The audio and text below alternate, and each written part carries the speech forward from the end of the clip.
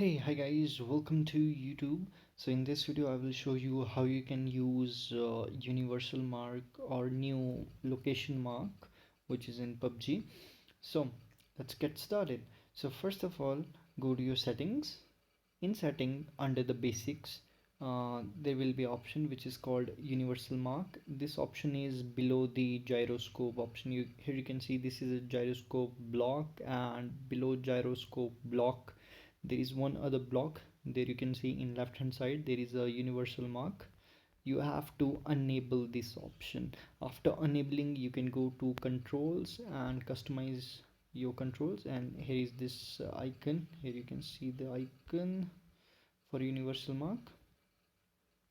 This is the icon, universal mark icon. Save it according your preference, and now here you can see this, the mark is available.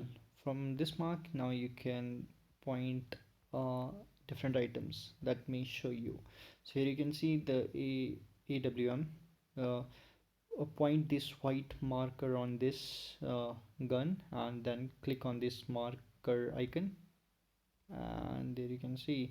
And if you wanted to uh, locate enemies or mark enemies, then just point this thing in that particular location and